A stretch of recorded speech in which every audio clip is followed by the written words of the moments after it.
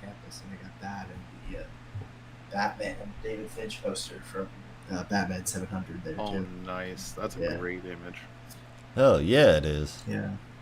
But honestly, my new favorite addition is they were handing out the Ghost Machine promotional posters at Comic Con, and they were just like fucking enormous. Right on. Honestly, it was not smart because anyone who's traveling is gonna have a hell of a time carrying it, as Yeah. I did. But it looks like it looks.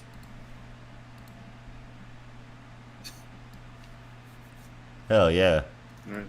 Oh, looks like we're having some connections with issues with you. You having a Wi-Fi? You got good Wi-Fi signal, Brandon?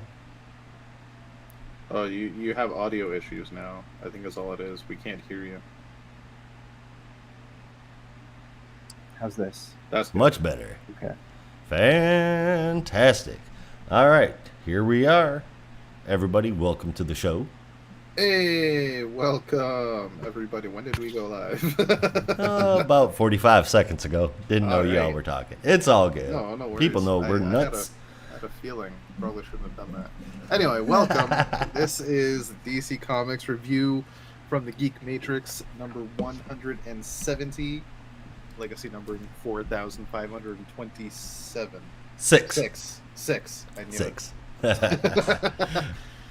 If I look like I'm in a different spot, it's because I am. I used to be here, but now I'm here. Fantastic. Looks even better.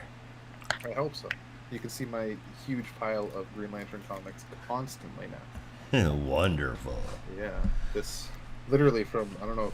Oh, it's even below the screen. This whole thing is all Green I have no doubts. Lantern. And 3 copies of the movie. I myself got a brand new Green Lantern book, the Blackest Night, Blackest Saga. Night Saga. Man, it's got some just all kinds of amazing splash art. I don't know if y'all can see that very good with the. The variant covers. Those are some nice covers. Oh, dude! I mean, and just Sketchbook, everything, flipping gorgeous, and everything else, which is of course flipping gorgeous. Yeah. But you kind of can't expect anything else from Ivan Reyes. Oh, hell no.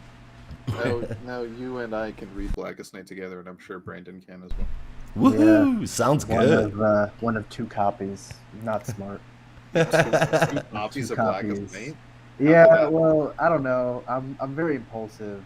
I have a copy that I own at home, Yeah. and then I have a copy that I own at school. I have the same thing with Jeff Lemire's Green Arrow, the War of the Clans DC Essentials collection. Oh, Because they were selling it for like $10, and I was like, I don't need it. I already have it. But it's a good deal. But I want to have it again. So now I have 2. It's a backup copy. Yeah, That's what it exactly, is. exactly. I used to have like 2 copies of Hush for like 3 years because I had one that I bought, and then my friend gave me one for my birthday, but I couldn't tell him I already had one, so I just kind Right. of kept it for years. It's just kind of, rude. Yeah. Makes people feel bad. Yeah, I didn't have the heart to be like, oh shit, I already No. have this. I Plus, it was actually- new, and like the copy I had was like totally wrecked. I actually remember when I was, and I think it's because I got beat so hard, but when I was a small kid and my great aunt bought me a Ninja Turtle action figurine, and we're talking I'm like 6 or 7 maybe, and it was Kung Fu Action Party Michelangelo, and I was like, oh, I already have this one. And I guess it hurt my aunt's feelings, so I got my ass kicked for it later. But Yeah, it's not what you want to say. no, apparently not. We do have a shit ton to say. Yeah, we got a This lot of week. books this week. I mean, holy fucking wallet breaker. Yeah. Well, how you guys doing otherwise, though? We're good? Yeah, not Yeah. too bad. Everybody here is Tired. sick. Yeah, Oh, yeah. also sick. Close last week. Well, sick again, more like. Yeah. This is like the 2nd time in a month. I don't even know how that's possible. And you're on crunch And week this is like a week, mild cold. Right. Yeah. It's sort of like yes, I have a little bit of a cold, but I'm not allowed to stop. So Right. you know, COVID Yeah, Part probably. 4, Return of the Phlegm. yeah. Well, Oh man, you guys got anything for comic book news? I do not, but I have been reading up a storm like books are about to be extinct. Edenwood from Tony S. Daniel and J. David Ramos. Golly, you don't like it? I got because Image sends us the advanced copies. Yeah. It wasn't bad, but I don't know. I had higher hopes for that because obviously Tony Daniel's writing record has been a little bit spotty if you've read some of his Batman stuff. And I don't know. I was hoping this is going to be better than it was, but It was better than his Jurassic League. that was Jay Warren Johnson. Oh, whoops. All right. Well, sorry, Johnson.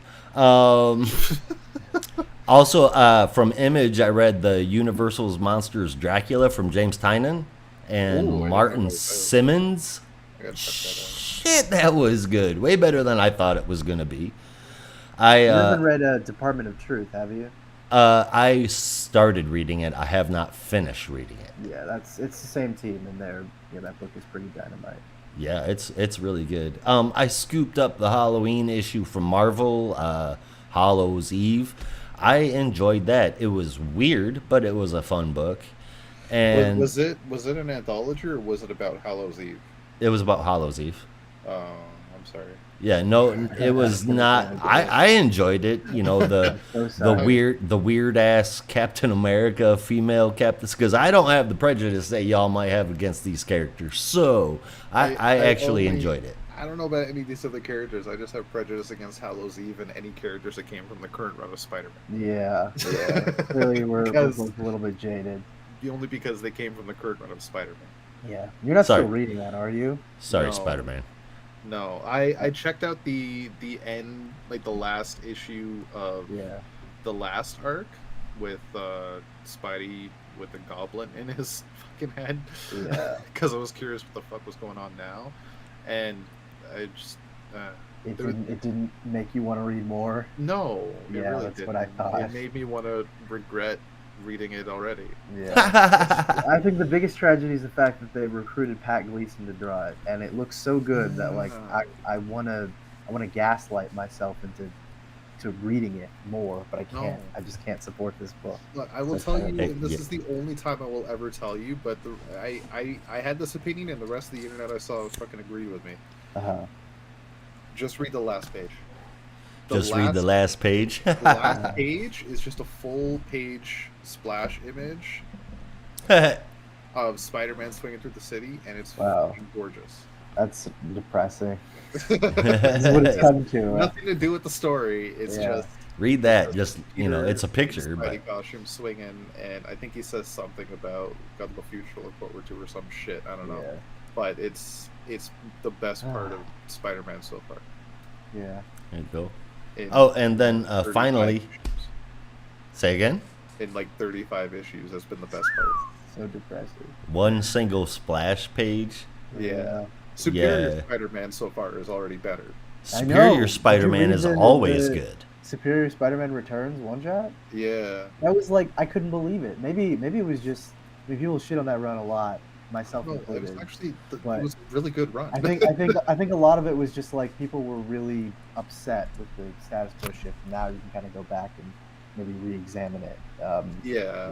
But yeah, no, you kind of take yourself out of that initial annoyance of Yeah. what they do into Peter Parker. You can appreciate what they did with it. yeah, no, I agree. But yeah, I Didn't read bother that me one any. shot, and I was like, oh my Read god, it. I'm Superior liking- Spider-Man? Wait, did you read Superior? Fuck yeah, I did. It had Oh, yeah. when I heard that Doc Ock was going to be Spider-Man, I'm like, okay, well, I guess I'm reading Marvel. That's the thing that pulled you in because that's what drove most people out. Well, yeah. Well, yeah. I mean, that's pretty on par. And then Did you read like the lead into that story, like the what was it called, 500? Ends of the Earth, or was that? Is that the end? I thought it was like amazing, no. not 500, like 700 or something. Something like No. that. I just Okay. picked it up when the title kicked off. That was all. What the hell was Ends of the Earth? I don't know. I think that was another Dan Slott storyline. Some fucking flat Earth Maybe that was conspiracy me. stuff. Yeah. No, it's the middle of a Spider-Man arc. That's Yeah. good. And then finally, the last thing that I read that was outside DC, the Triple X Explorers are back. I did not know this. It's been around for 5 issues already. Money Shot comes again from Vault. Gobbled up all 5 issues in the last few days, and Tim Seeley's on this again. Unfortunately, no Sarah Beatty, which bums me out and still has me worried about her. But Giselle Lagasse and Carlos Badia Z do a really good job of picking up where she left off. That's all the extracurriculars that I did. Well, if you like Tim Seeley, I don't know if you ever read Hack Slash, but Fuck yeah, I did. Zoe Thorogood, Uh-huh. who is like a new up-and-coming name in comics. I still can't believe she's 23. That makes me feel so depressed. Or I think she's 24, because I'm just like, what have I been doing with my life? But she Cornell. is doing a. Yeah, I guess that's true. I was wasting my time here. But she is doing. I think it's called Back to School, Hack Slash Back to School, writing and drawing a 4-issue series. Oh, I didn't And know that was I a got thing. a chance to. Yeah, no, I got a chance to read the first issue like a week early because they were selling like early copies at Comic-Con. It's worth checking out if you're a fan of Cassie Hack and the Hack Slash stuff, and also if you read It's Lonely at the Center of the Earth, which is the autobiographical novel that she did, which is like, it's fucking genius. I wish I was an ounce that talented. Yeah, no, Hack Slash was a really good book. Did you guys have anything to go? I know that we are on a hell of a time crunch. Yeah, we gotta get rolling. Yeah. But Honorables this week. Batman Beyond Neo Gothic number 4. Gave it a 7.75. Hear more about all of these later on in the bonus show. Penguin number 3 got a 6. The Brave and the Bold number 6, 8.25. Harley Quinn 33, 8.5. Steelworks number 5 got an 8 out of 10. Power Girl number 2 got a 7.75 out of 10. Tales of the Titans Beast Boy number 4 got a 7.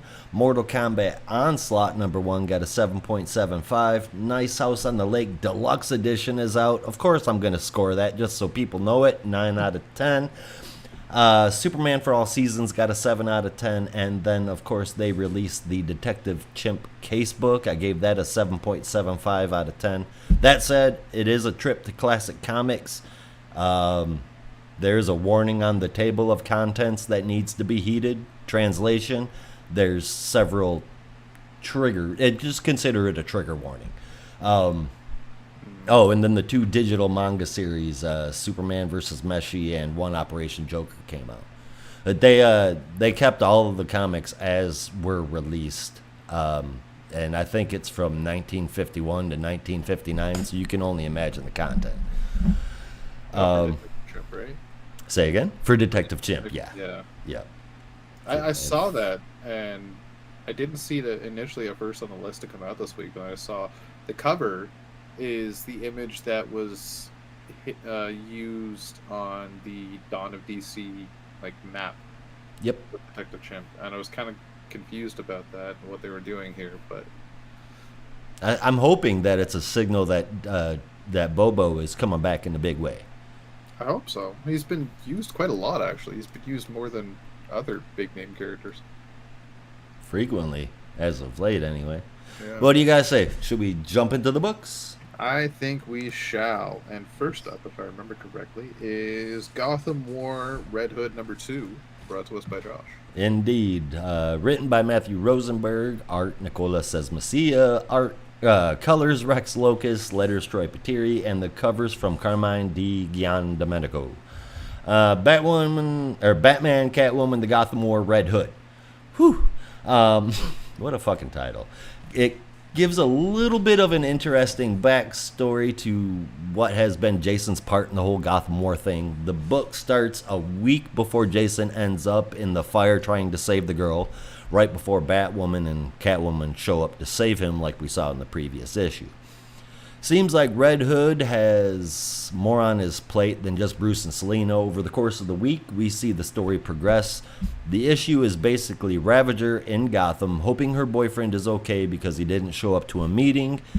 That was because of what Batman did. The rest of it is the Joker. He's concerned about Red Hood, which seems odd. Repeatedly says he needs him and that he won't let anything happen to him, which seems odd. He even saves Jason from the Scarecrow right before Bruce and Selina drag him and the girl out of the fire, and that is how the issue ends. But it gave me info that I didn't know before.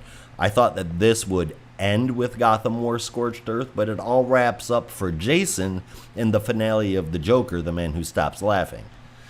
As far as this goes, man, the art fits the story, and for that, it looks really good. There's a lot of, I guess, artistic freedom going on. Proportions are fine. Art is kind of blocky in places, and angles are a little different, especially with close-up faces. But like I said, it does match the story, so I'm kind of okay with that.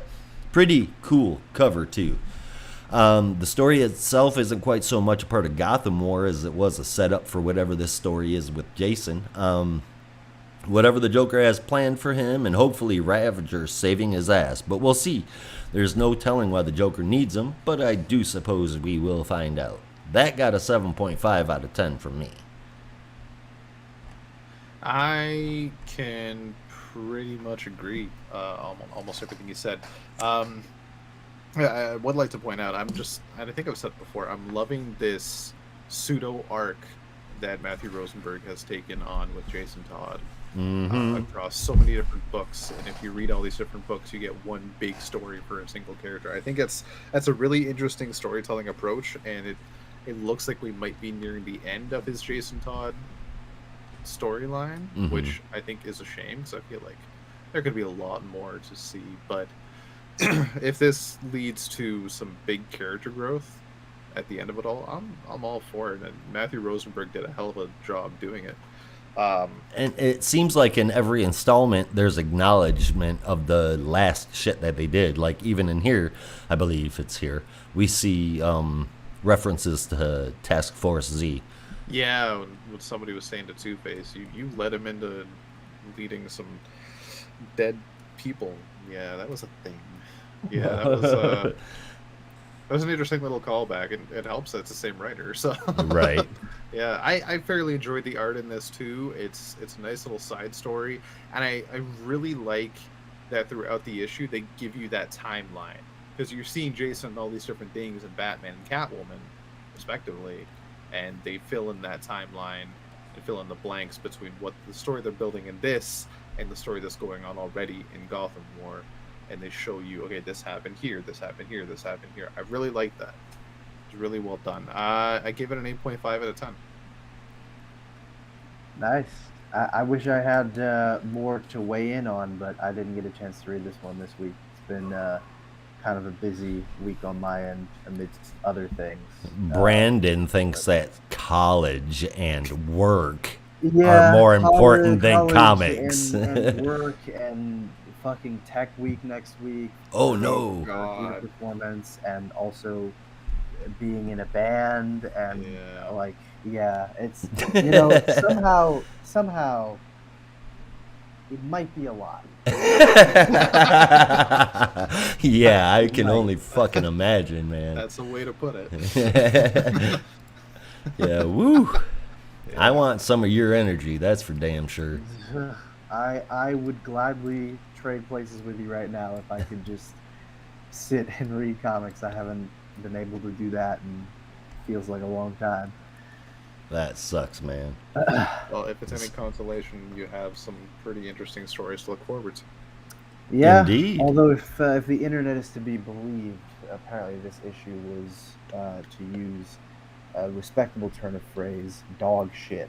So maybe I don't have anything to look forward to.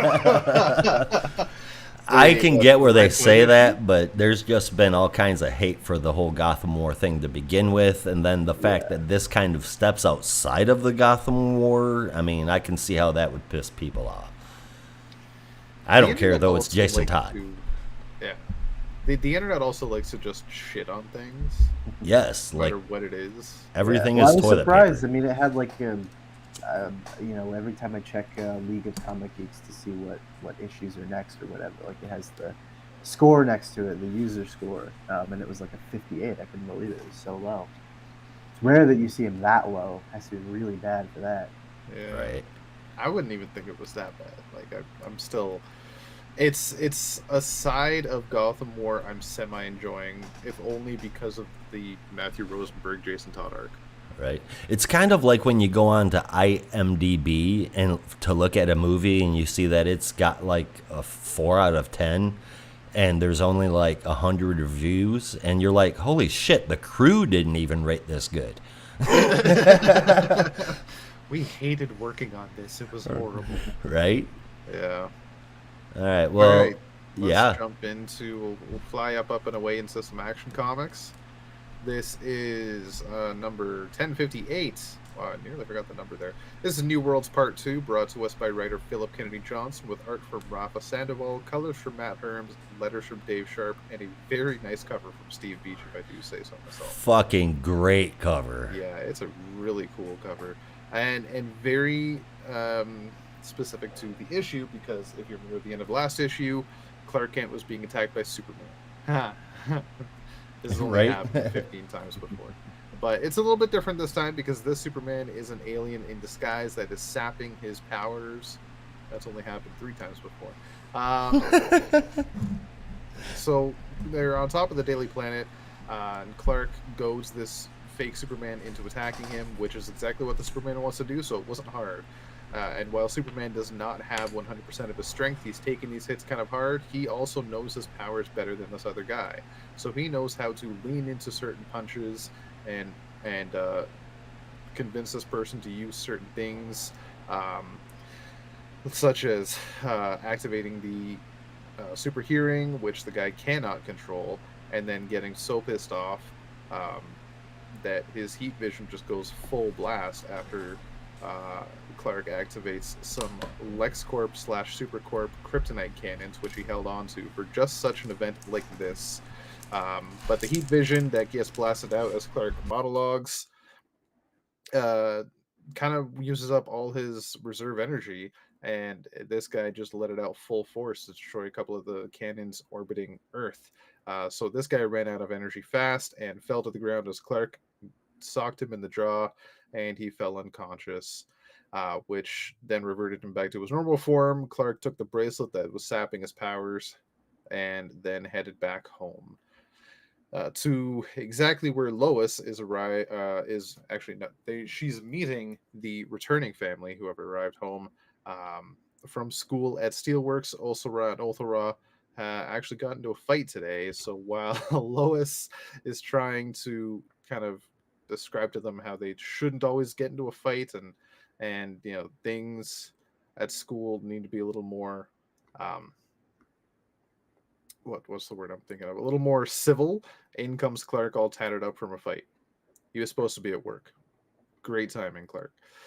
So that happens. Lois whisks him away to just hide away from the kids as Kara takes them into their bedroom and tell them a story from Krypton, very reminiscent of their own Phalosian history, being an offshoot of Kryptonians, and tell them a tale of their family crest. About 2 ancient Kryptonian characters, Red Sun and Starchild. I think also both maybe callbacks to Superman history, which is kind of interesting. After a little lecture from Lois, Clark and Steel begin to talk as Clark reveals his powers have been sapped, and he's hoping that John Henry can give him a little bit of a boost to hold out the day.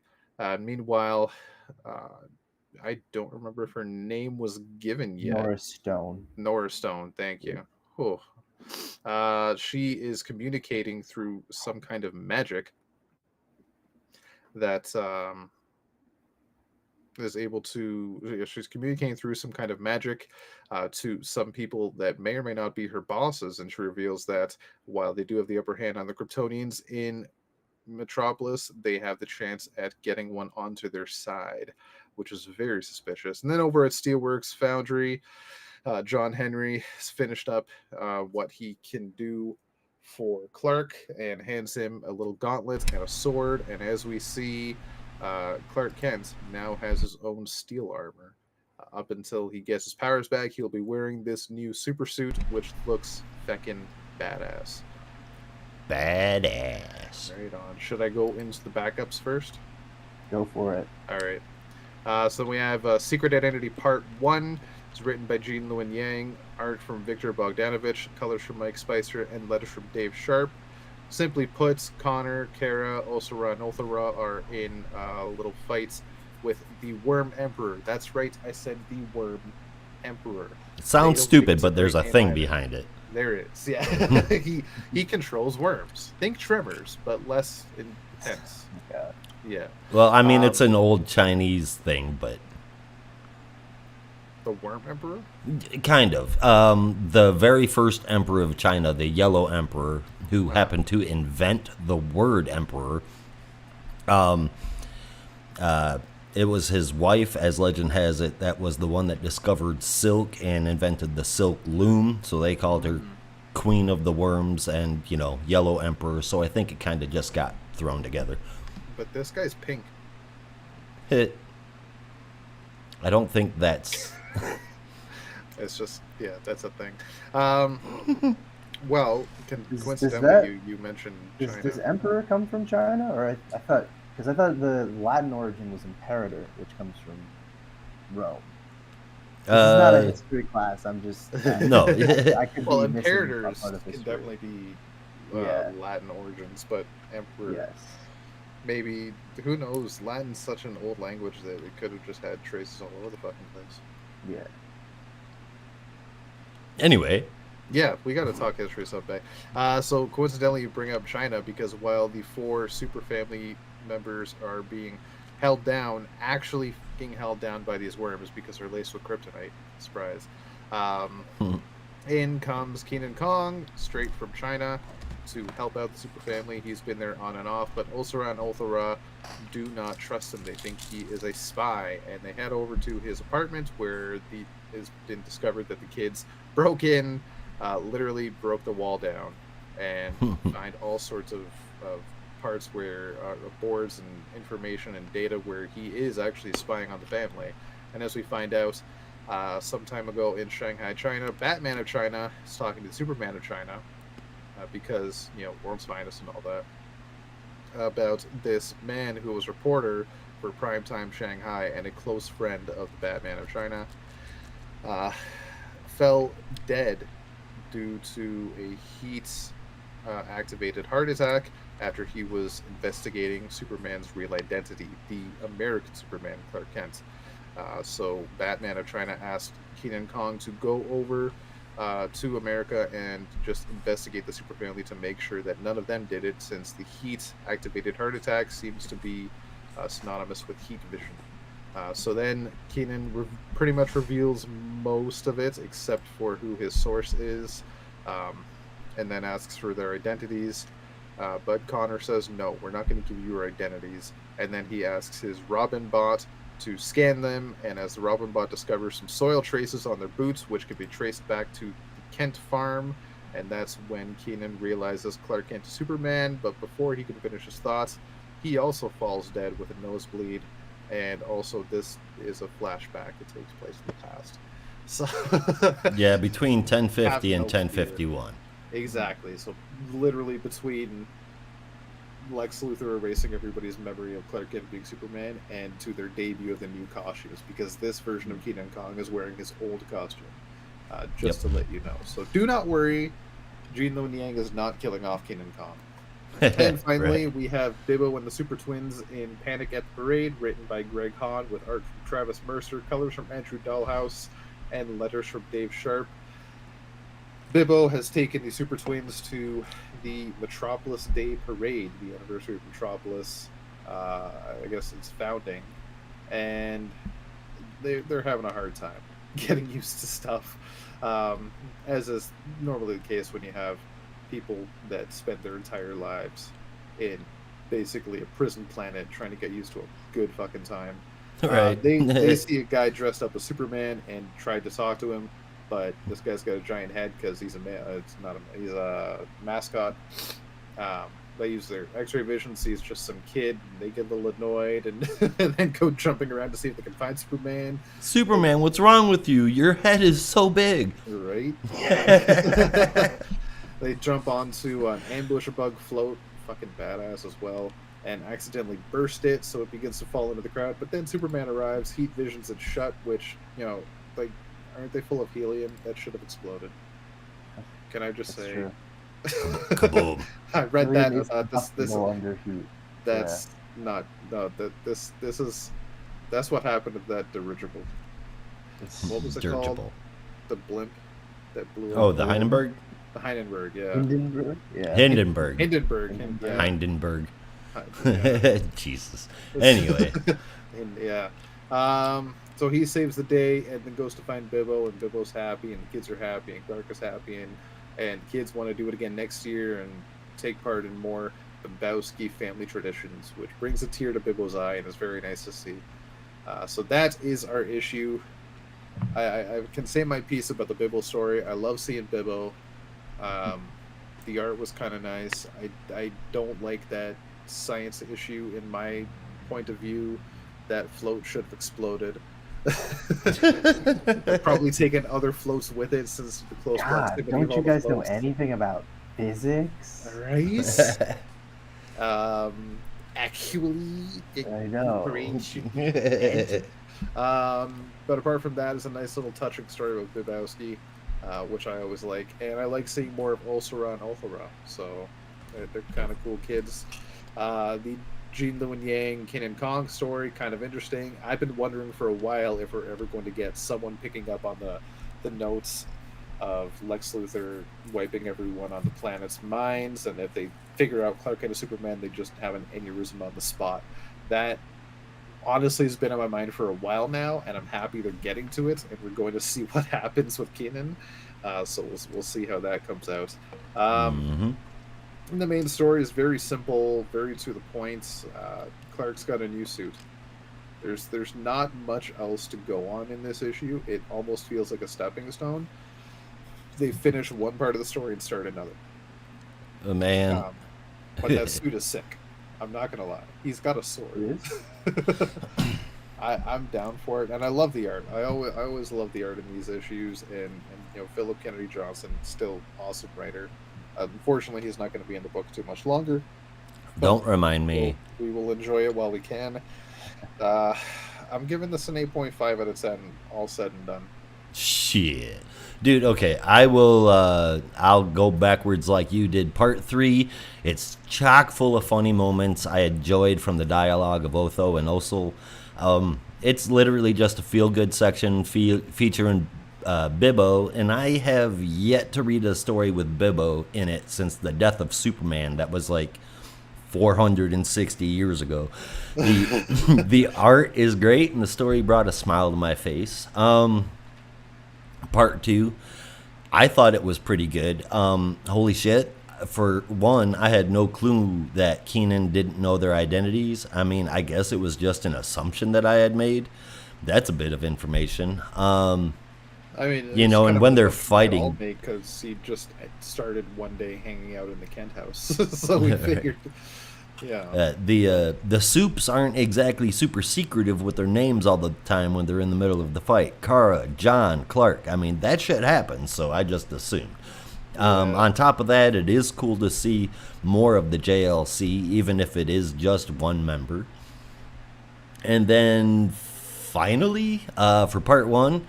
I started reading through this, and I'm like, oh, look, Philip Kennedy Johnson gives a shit about Superman and his history. Right off the bat, shown with the super hearing thing, no need for people to wear special fucking bracelets so that Clark can hear them.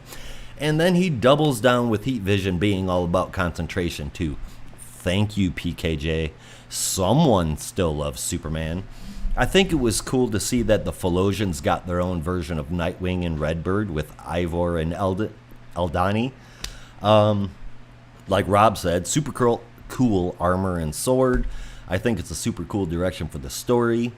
It's interesting that they're looking to recruit a Kryptonian. At first, I thought it might be Superboy Connor, but only for a second. It has to be Otho. She publicly lost her shit with her powers in a big way. Now, my only complaint is not the Hindenburg. It's that John has a Genesis fragment that should power Soups back up to normal, unless there's something that I've forgotten about it, which is completely possible. The respect that he gives to the characters, their voices, and literally everything about them is what makes PKJ one of the best writers currently under the employ of DC. And that's counting Jeremy Adams, who writes everything that's in my head. Obviously, Sandoval and Herms, I mean, it almost doesn't require mentioning. It should be assumed that the art is going to be gorgeous. Sandoval is that good, and Herms with coloring, he's a superstar. The first part was fantastic. I enjoyed the entire book. The Genesis fragment dropped off a tiny bit for me, so I gave it a 9.25 out of 10. Damn. I know. That's didn't what think I you liked said. it that much.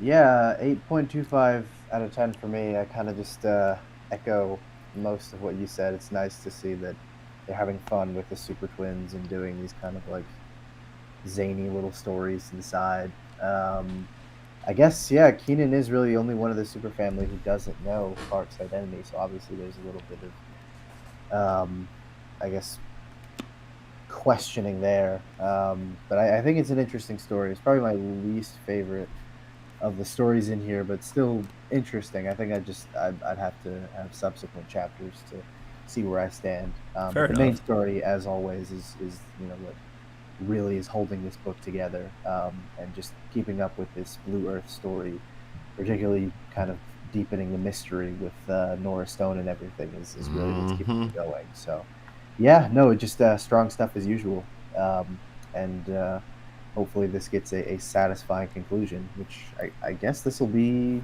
possibly the last arc for this storyline. I don't know how they're gonna wrap this all up, Yeah, but I'm sure they will. we'll have to see. Hopefully they can actually wrap it up. Mhm. All right, now we'll move on to Detective Comics, brought to us by Brandon. Yes, which is not written by me, although I wish it was. But Detective Comics number 1075 is written by Mr. Ram V with art from Francesco Francavilla, art and colors, I should mention, with letters from Ariana Marr, and as always, incredible covers from Evan Cagle. This story is fairly short, I would say, actually, in that it pretty much just follows Detective Fielding and Detective. I don't remember the other detective's name, but they're sort of on their continued quest to hunt down the Batman, with Fielding. Oh, sorry, Nash is his name. Yeah. With Fielding kind of throwing around this theory that Bruce Wayne might have some kind of connection to Batman, given all the places that he's hit in his kind of wild mental trip through Gotham. And of course, the next place that he decides to hit is none other than Crime Alley, because we all expected that. And you get this sort of throughout the previous issue, we'd had these hallucinations that Bruce had been dealing with people from his past, his father, Dick Grayson, and now, of course, in a scene that we've seen a few times, but admittedly, this one I think was fairly well executed. A scene with the young Bruce Wayne kind of processing everything that just happened with the death of his parents, and of course, having to deal with all of that, there's really only one other place Bruce could go back to after Crime Alley, and that is, of course, Wayne Manor and the gravestone of his parents. But just before that, of course, we cut over to the Orgum family, who are, of course, still on the hunt for Batman, kind of trying to track his whereabouts and where his next destination will be. But of course, we know that is Wayne Manor, and he has a very classic grieving slash brooding over his parents' gravestone moment while Fielding and Nash are watching from a distance. Fielding is getting ready to call this in just to kind of make sure that they don't take any drastic action before Batman gets away. but he just kind of wants to make sure the call goes in so that his theory is there and someone has record of it. But before he can get any kind of call out into the wind, he's shot by Nash, who we discover is working for Erhad and the Orgums, and of course brings the Orgums over to Wayne Manor. And they quickly knock Bruce out of his shit and drag him off in the distance, with Arzin arriving in the midst of the chaos to discover that Batman is none other than Bruce Wayne, unveiling his identity while he's still lying over on the tombstone. And of course, they have plans to dispose of Bruce. They can't keep him in Gotham. It doesn't fit with their plans. But Arzin is a little bit more sympathetic, knowing that even if he has damned the Batman, there's probably some kind of way that he can save him. And that's where our main story ends. Our backup story, kind of in a similar vein, deals with the moment that Bruce was hallucinating over, that instant where his parents had just died. And we get sort of a dual perspective approach to the story, where one is focusing on Alfred and his sort of way of consoling Bruce in the wake of this tragedy, and the other is the demon, possibly Barbatos, possibly the Bat Demon, possibly something else that we've been seeing teased throughout the run so far. And in both, we see this moment where Bruce kind of goes off on his own, but in this he connects with Alfred, whereas with the demon he connects with it and basically kind of tells it that we are separate in one way, but I kind of reject you. So yeah, that backup story, if I neglected to mention, was written by Dan Waters with art from Aaron Campbell, colors from Patricio Del Peche, and letters from Steve Wands. Probably give this one an 8.5 out of 10. I think it would have ranked higher because I did enjoy this issue quite a bit. But admittedly, it probably would have ranked higher for me if, and I hate saying this about Francesco Francavilla, but I don't know. I think this was probably not his best artwork. It was sufficiently moody. Wow. His colors are still, really gorgeous, but I think some of the facial expressions just, I think, looked a little bit too undetailed.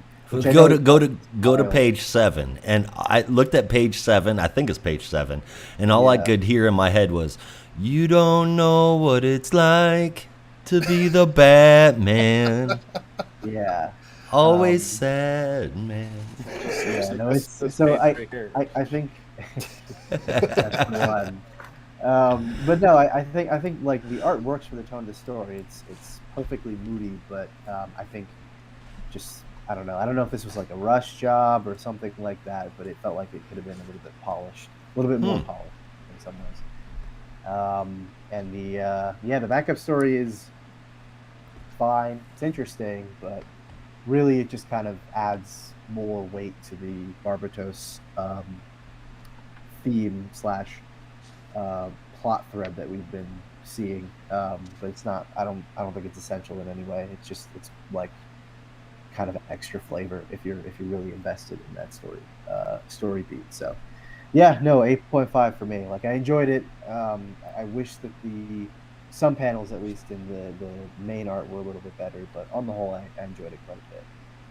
Wow. So like other than the Sad Man page, I enjoyed it. It's interesting knowing that all of the Orgums know who Batman is now. I didn't see that coming, and now I have to see where it's going. Not that I haven't been on this detective train this whole time, but what happens to all of the Orgums? And since Arzin is feeling compelled to hang Batman but wanting to save Bruce, is he going to hang somebody else in the costume? Like, where the fuck is this going? And how does Ram V write stuff that makes me question everything I've been reading and still have me interested? That is a damn good question. I feel like this sounds corny, but I feel like it's dark poetry in motion. I absolutely love it. Hopefully this doesn't take a hard turn for the worse. Batman Outlaw in this book starts next month. We'll see what happens. As far as the art goes, it's weird, but I didn't even notice it while I was reading. Not because I'm skipping it or because I thought it was bad, because it's not. I think it's because the art is just actually so much a part of the story that taking in both at the same time felt like I was reading a novel.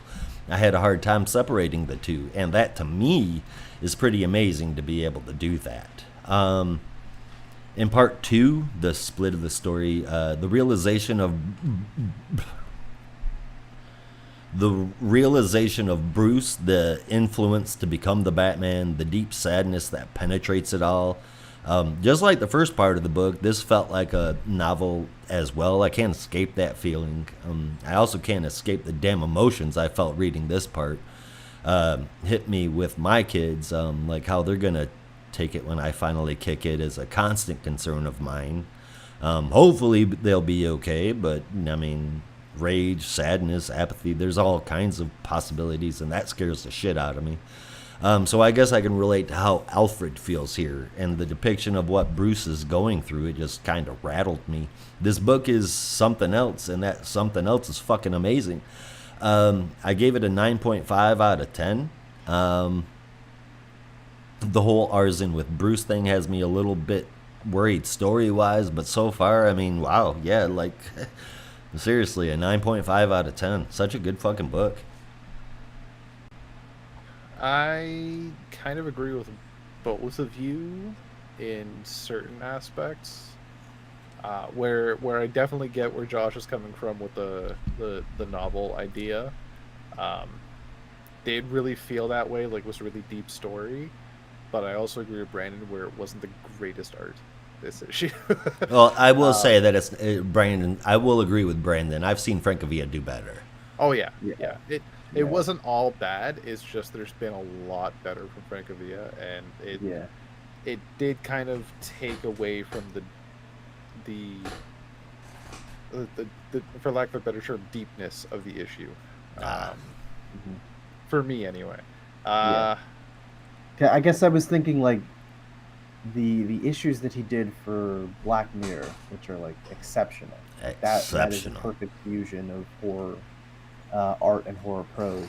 And I guess like I felt the mood here. I just wish it was a little bit like Rob said, I wish it was a little bit better. Yeah. Like the art in the backup was holy shit, that was amazing.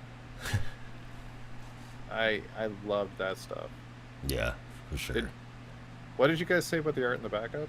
I thought it was wonderful. I said the same thing. It like blended in with the story so much. Yeah. I didn't notice it because it was just part of the story. Yeah. Yeah, the backup was fantastic. The story in the main story was really interesting to see where this is going to go. There's been so many parts of this Orgum chapter, this Orgum epic, I guess. You really don't know where it's going to go, how it's going to end, when it's going to end, but it's interesting so far getting there. I just wish we'd get there a little sooner. So we'll see. Also, as for Batman Outlaw, it's called. Yeah, that's the arc. The DC characters don't always have the biggest track record when it comes to stories called Outlaw. So we'll see. You leave Red Hood alone. Even apart from him, I was even thinking, I was thinking Hal Jordan, but that was Renegade. Never mind. Yeah. Yeah. Some Lantern fan you are. I'm just kidding. I feel like there's a Green Arrow art called Outlaw, but I can't remember. Oh, Emerald Outlaw. That's what I'm thinking of. That was during Rebirth, wasn't it? That was Rebirth. Yeah. That was pretty good art. Actually, okay. So I take it back. This is gonna rock. Yeah. It's gonna be good. Yeah. Did I score it? No. Or did I? I'll 8.0 out of 10. 8.0 seems pretty. I mean, I would have gave it an 8, but hey, to each their own. I'm just kidding. I fucking loved it. 9.5. We've been speeding through these reviews for quite a while. Reviews. Yeah, reviews. Shut up. I have an impediment. Damn it. So you literally spoke French for a second. French is road. You were speeding through the roads. Speeding through the rows? Roads. Oh, well, like this next dude. Exactly. kind of. well, other dimensions. But yeah, The Flash, number 2, brought to us by Josh. Written by Cy Spurrier. The art inside and on the cover is Mike Deodato Jr. with Trish Mulvihill colors and lettering from Hassan Atsmani El How. Things get a little wacky in Flash this week. While in the midst of fighting this self-repairing pile of meat, Nahada, Grodd's second in command, whops Wally and he's sent into that stasis again. Except it's not. He stayed still while the planet moved on. We find all of this out by this cosmic group of really tall people called the Stillness. They take Wally back to Earth, stop the monsters, introduce themselves, and tell him that they are trying to study a group known as the Archangels. And Wally tries to correct them and say Archangels, and they say no, but they do view the Archangels as something they think is holy, because all of them start saying holy. Before they take off, they say he doesn't know how much he's messing things up and that they will be watching.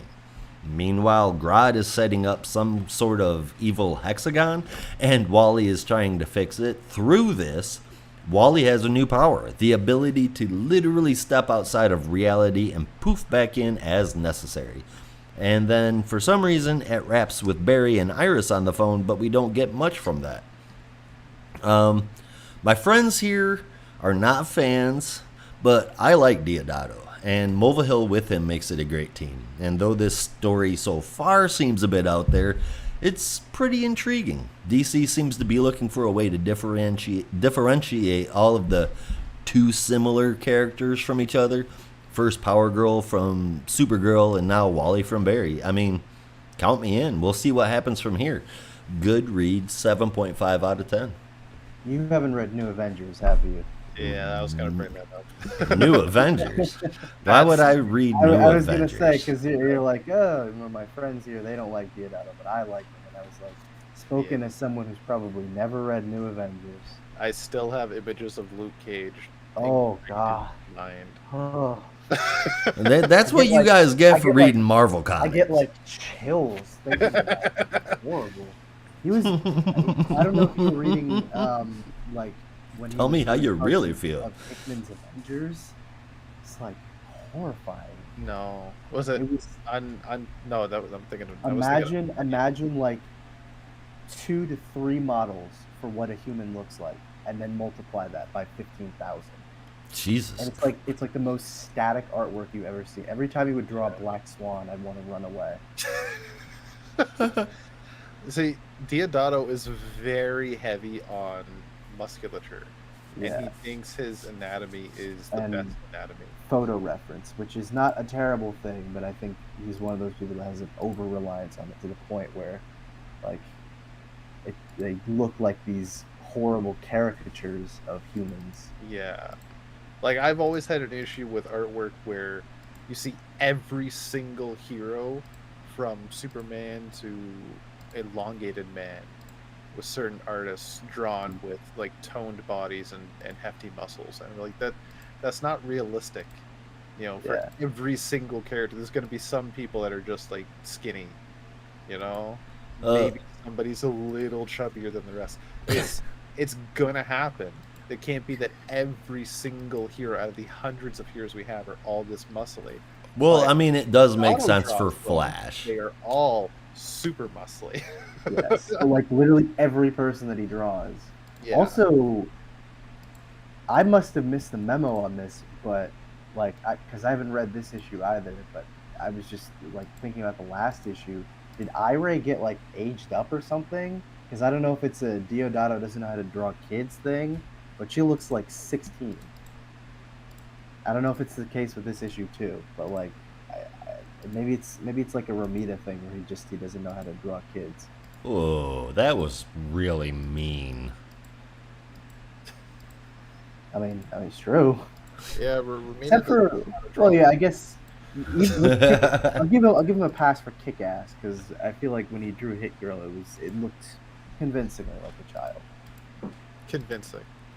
for a child that swore and killed like an adult. Yeah, as convincing as that can be. See, so the image you just sent, I actually don't mind this. Oh god, that face is horrifying. It's better than the Flash on cover of number 1. Wait. Which face is horrifying? Black Swan he's talking about. I Yeah. don't think that's horrifying. The girl? Yeah. That is, oh my god, dude. I wish I could draw like that. Oh, Yeah, god. that's actually not that bad. No, that's I was like, The and nose there were but she's an frequent alien, panels like so. this. Yeah, but I'm just like, dude, come on. This is not where it's at. Never Jesus. mind Reed's face in that third And panel. half of either. it's covered by shadow. I'm more Yeah. concerned about Reed's toned, like amazing abs Zzz. and broad, like shoulder muscles. Like that. That does not scream nerdy scientist that stretches his body. I mean, I'll And give you that that- much. I think Yeah. Iron Man looks fucking ridiculous, but Black That- Swan, whoever this chick is, I think that looks great. Let's Yeah. not talk about that period of Iron Man either. I think that was his intergalactic armor. Wait, I got another one for you. Oh no! This They're better all not like be the page. I swear to God. Intergalactic. Oh dear God! Who is this? Emma Frost. That's Emma Frost. That's Emma Yeah. Frost? That's not Yeah. Emma Frost. All right, here's my problem What is with that that because obviously he's going for her biting her bottom lip, Yeah. but where's the not top? only does she have long neck, which she most certainly does because you can How does tell she where her not? shoulder's supposed to be. It's straight neck too. She has a 5 head, I wouldn't even call that a 5 head. I think maybe a there's 6 too head. much here. I think that's a 3 head. Well, I think all three of us can just agree that it's just not right. She's farting. Okay.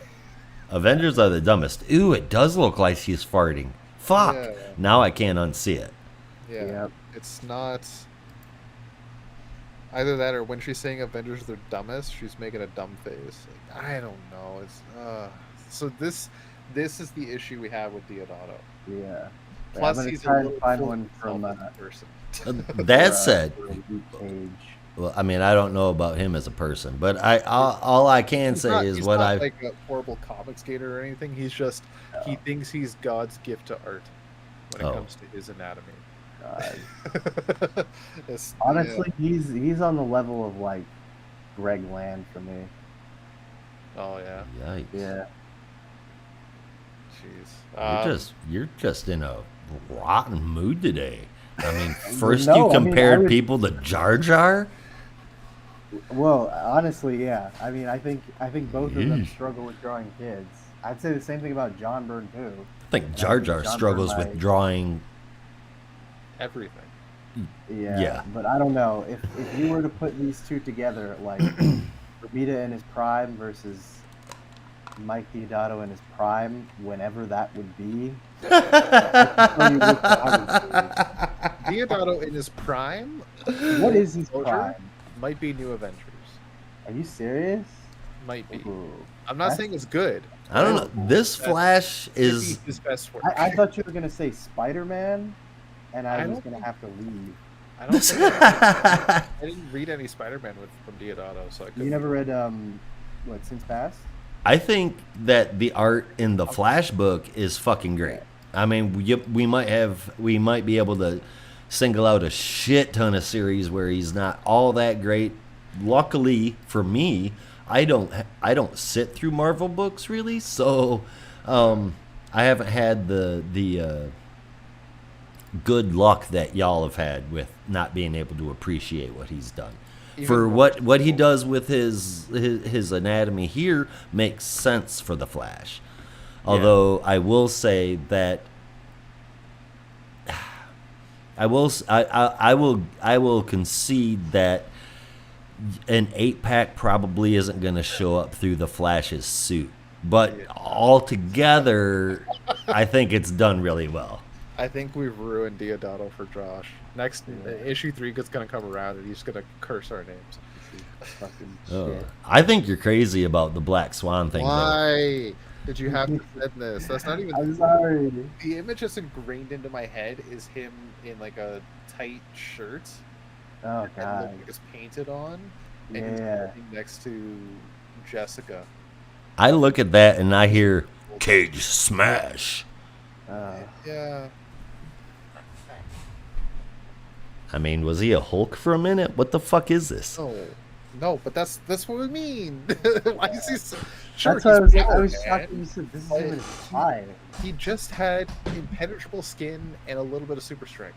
He Yeah. wasn't I mean, naturally muscly. I mean, he had muscles, but he didn't have like John Cena muscles. No. He had maybe Dwayne Johnson muscles. Yeah. Yeah, it's kind of like, why are there earthworms under your skin? That's what I look at. That's what I think when I look at John Cena's muscles. Yeah. I gotta show you a Like, clip later. that don't look right, bro. John Cena and Dwayne Johnson were in the ring together, and Dwayne was trying to do the people's elbow, but he didn't have an elbow pad. So I'll send it to you later. It's kind of funny. Alrighty then. So yeah, The Flash. I will give you this. The art in this issue, I didn't hate it.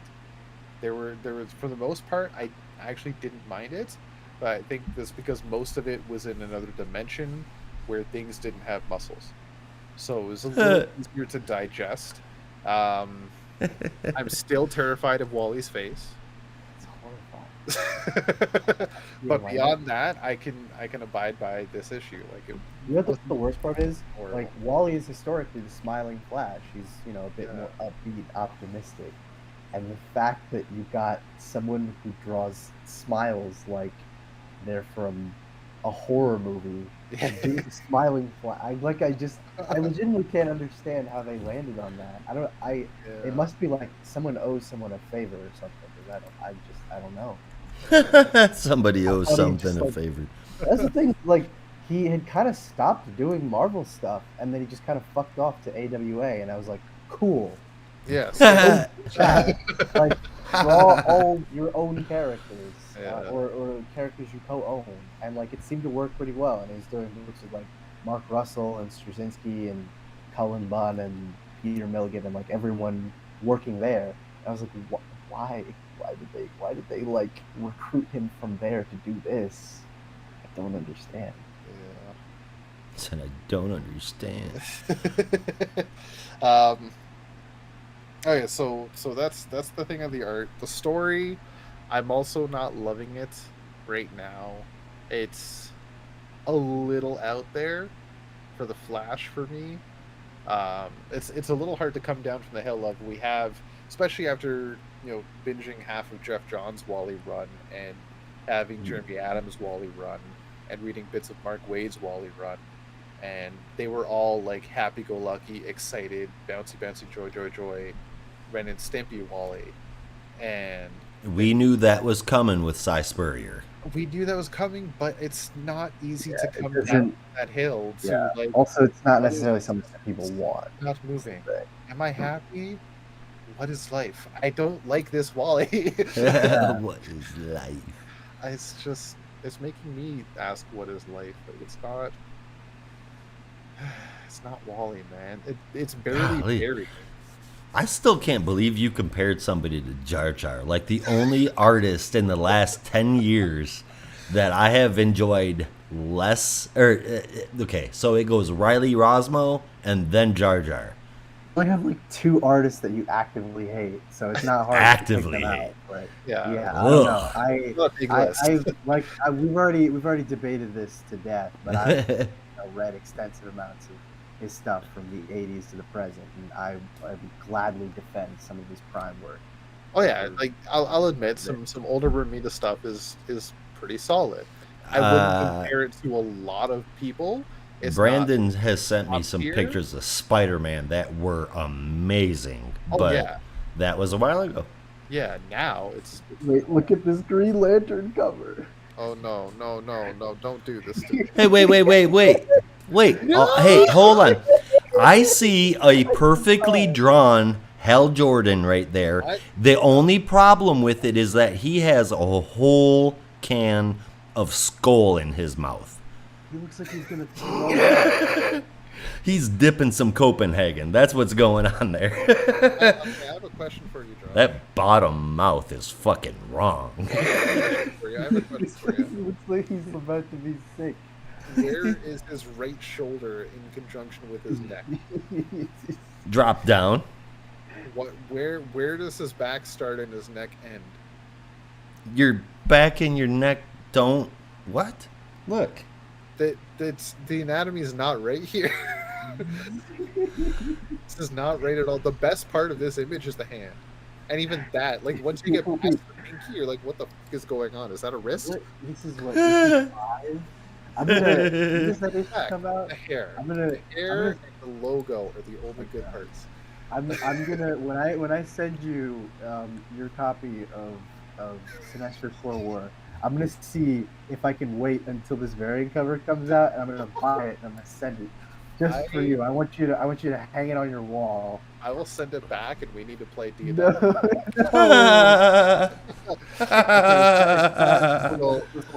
Gives the insights to Josh. He's just happy. Oh God. But it's Matt Herm's coloring, so it can't be all bad. No, Matt Herms is fucking It's probably great. the only saving grace. I don't even think it does that well. He looks like he got the shit beat out of him by Despero, and he's just like, I could do this all day. I can think of this all day. Oh, Yeah. oh Okay, God. that's I the was last time I enjoying the saw Green it. Lantern covers for this run. Hey, That's the we last one I did it. Well, if it makes it fun, there's a cover B by Doc Shaner that is gorgeous. That's all. Like, all you have to say is Doc Shaner, and I'm sold. Yeah, it's great. Doc Shaner always does great B covers. He does great covers no matter what letter. He's a great artist. I think that's Yeah. why.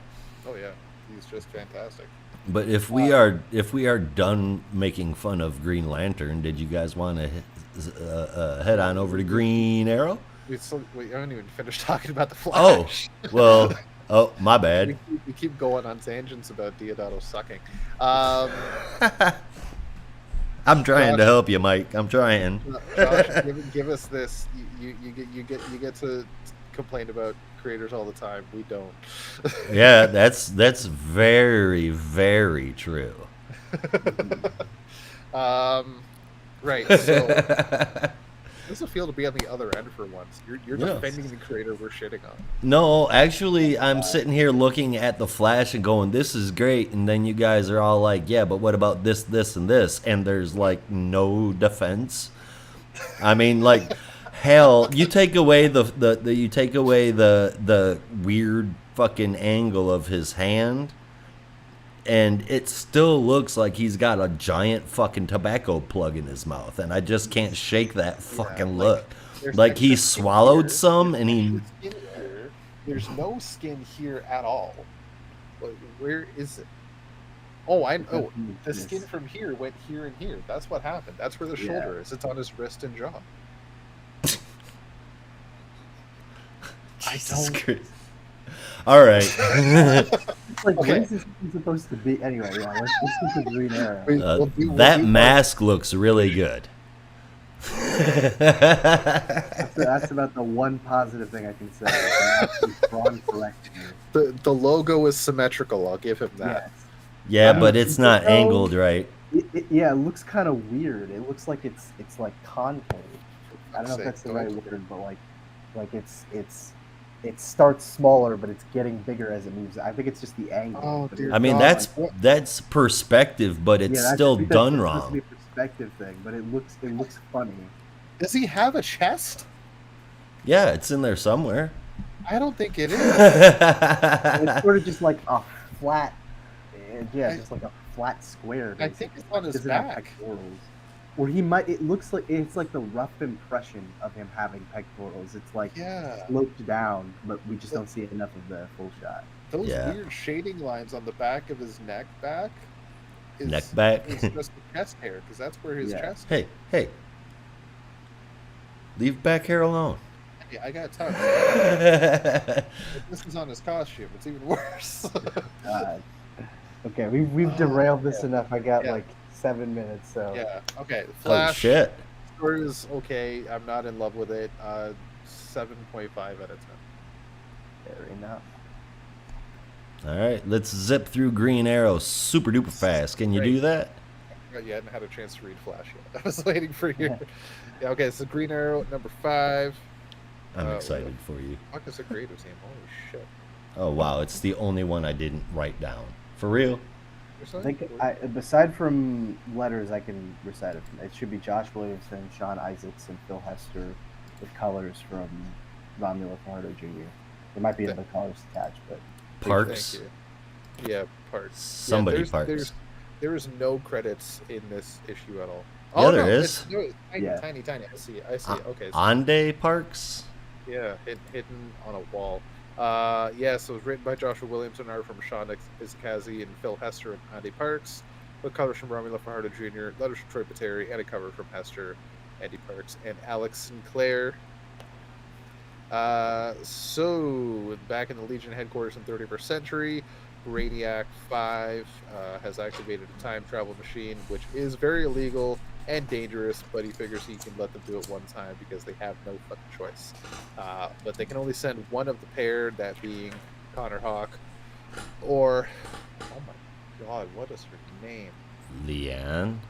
Leanne, thank you. Shit. Jesus. Why did I forget Leanne's name? Lay off the Damn. weed, man. you and the rest of the DC universe apparently. Ba-dum. All right, let's so go. We can only send one of them, and Connor says, "Let me do it. You stay safe here, and I need to do this to save my father." And as we pick up where his father is, he's with an older version of himself in some dark world where they're being attacked by splicer creatures. May or may not be Batman Beyond world, but we'll see. They're driving away in the Arrow car, and they head off a cliff, and the Arrow car turns into the Aeroplane, and young Ollie goes, "That's fucking genius." So Right. the pair fly off, and young Ollie takes out some more splicer out goons, and they head over to the Arrow Cave, where old Ollie tells young Ollie to rest up, take it easy, and we'll talk soon. Hey, just an interjection real quick. If we're going to start acknowledging the fact that the fucking Arrow car should turn into an aeroplane, then we should acknowledge the fact that the Arrow Cave should be called the Quiver. Oh, that's always an acknowledgement. For it. I am forever thanking Tom Taylor for that. I mean, it might be the cooler name, but isn't it more Green Arrow to pick like the obvious anti-establishment shit name? I feel like that's more Ollie. Like, yes, Arrow. Quiver sounds cooler, but like because I'm stubborn and obstinate, I'm gonna pick Arrow Cave because I want to. But how is that anti-establishment? I don't know. It just is. It just is.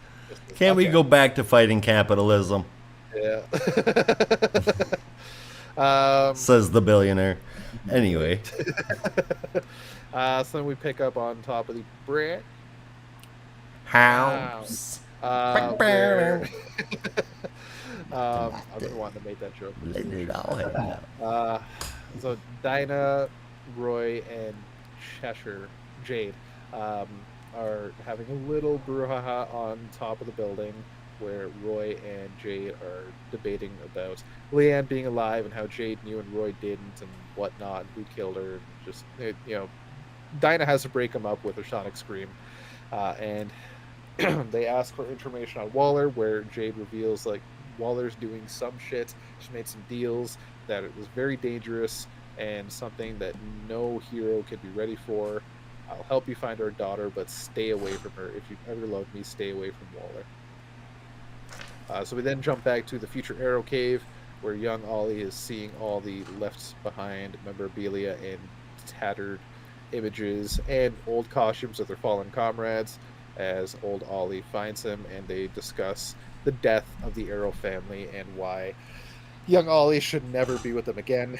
They discover, they takes him to the time machine that old Ollie used to go back in time and set his plan into motion, which prevented young Ollie, prevented himself, basically, any Ollie, from interacting with the Arrow family ever again, down to even trying to convince him that's the right way, a bit with detailing their time on the island and how they've never set foot there since they got off, due to the fact that they just kept to run away from their past.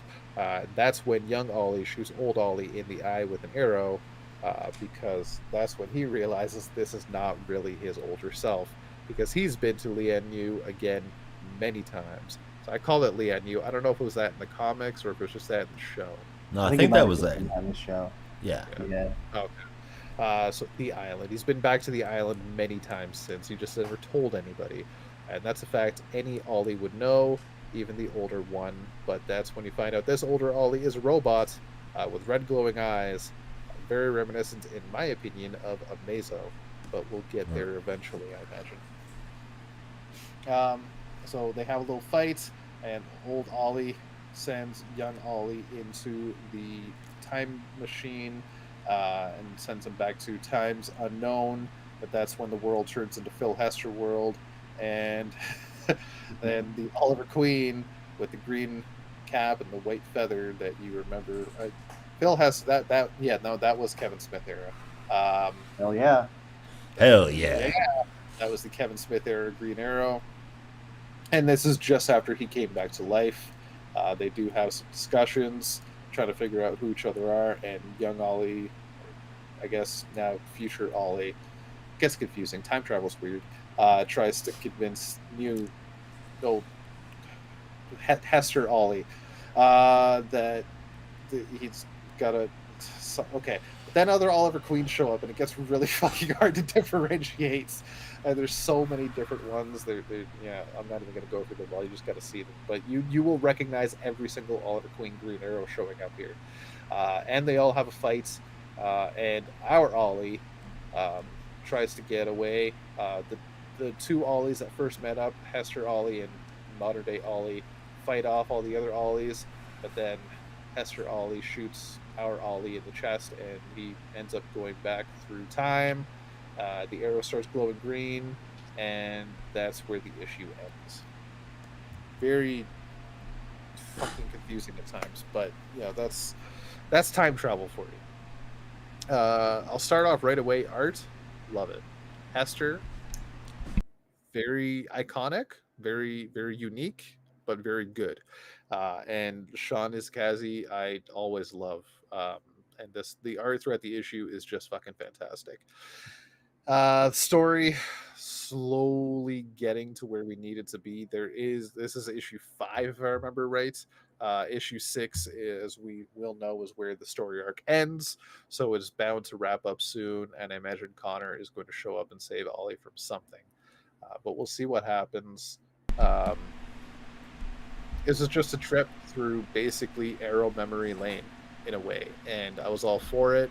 You got to see different Ollie costumes, and you're like, oh, I remember that one, and that was so cool, and oh, that one was okay, but I don't really care about that one, and the rest was awesome. I gave it an 8.75 out of 10. Same score as me. It's actually kind of eerie. So for that, I'm gonna raise my score. I'm gonna raise to a 9 out of 10. Still loving the shit out of this series. It's just a lot of fun, and like, it's so crazy and bizarre, and definitely a little bit more out there than your typical Green Arrow story.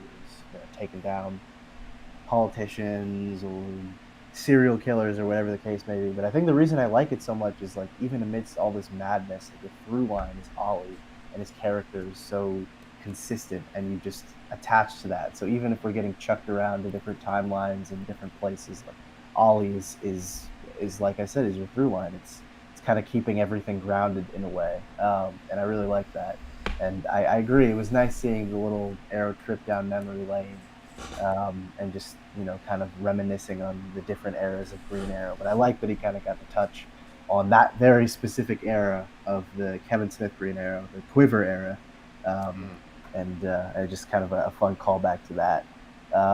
Final note is in, like, future Ollie, the future Ollie Imposter's Cave, there is a costume of the Mia bearded Speedy in one of the glass cases, and I was like, it's coming back. I can't wait. Like, we're gonna have proper Arrow family reunion, everyone, and I'm gonna be so fucking excited. So yeah, I love this issue. Yeah, I can't wait. Mia's gonna be awesome. So for me, it's pretty quick here. Couple of problems that I had, add to a couple of other problems that I had. We get a quote, get a saying, dialogue box, whatever, from Ollie saying, "Here's the thing, I know myself better than anyone." Who the fuck doesn't? Second thing, Green Arrow in his normal Oliver Queen house has framed on his wall a certificate of membership for the Justice League, signed Green Arrow. Way to keep that a secret. Old Ollie says that he is Ollie's greatest enemy, but he's also a robot. So is this like Cyborg Merlin? And then it ends with Ollie getting. It ends with Ollie getting shot by, a glowing arrow. It's fucking glowing green. So, I don't know if it's laced with kryptonite or what. I think the art is great until it's not. This is Phil Hester cranking up the Phil Hester to the max, and he might be my third least favorite artist. And yeah.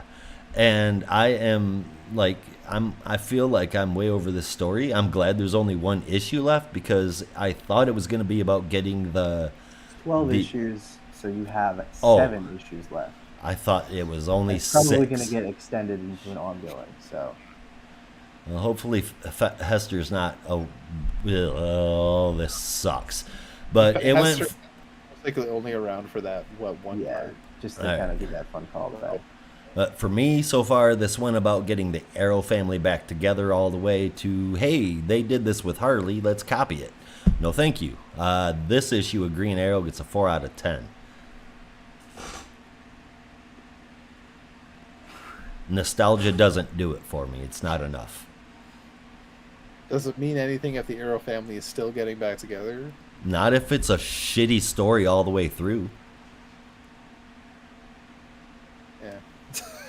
Fair enough. All right, so that's the issues we have for this main edition of the DC review. Y'all want to do a quick top 3 and favorite moment if you had one? I think we need to let Brandon go first. Yes. All right. I am desperately out of time, but thankfully I only read 3 books this week, so it's not hard to choose. At number 2, at number 3, I have Action Comics 1058. At number 2, Detective Comics 1075, but my number 1 pick should be obvious. Green Arrow, number 5, still my favorite book on the stands. My favorite moment. I don't know. Honestly, the sequence of Phil Hester drawing all the different versions of Green Arrow, like what's not to love? I know one of us does not love it, but it's okay to be wrong. Phil Hester is the whole reason why I didn't like Endless Winter. Yeah, but no, it was like fun, seeing all those throwbacks. My top 3 and favorite moment, I give it to Flash, and then Detective, and then number 1 is Action Comics, and that only gets a higher score than Detective, because to me, respecting the material is more important than that of a moment that just made me really emotional. And then my favorite moment, it's all from the Bibbo part. I got a great laugh from the Super Twins. Crowds this size only gather on Warworld to watch gladiatorial battles to the death, but this is different. Everyone is so full of joy and excitement. It's quite disturbing. And then, you were right, Bibbo. These salted meat tubes are delicious. And then finally Bibbo says, "Hey, Superman, any chance I could get a mildly kryptonite-laced child harness next time?" Yeah. Fucking wonderful, man. Yeah. For me, really hard to rank these, but I'll say Action Comics 1058 number 3, Green Arrow number 5. Gotham War Red Hood number 2 at number 2, and Green Arrow number 5 at number 1. Favorite moments would also be Babowski just having a little tear to his eye at the end of that backup, which, really warmed my heart. It was quite nice to see. All right. So with that is our show. Thank you all for listening. And Josh, you want to do a little sign off? I sure do. Like Rob said, that is the show, so we're getting out of here, and you'll have to as well. Brandon sure as hell is, so be careful out there, and remember, in the Geek Matrix, everybody has a home in the Geek Matrix.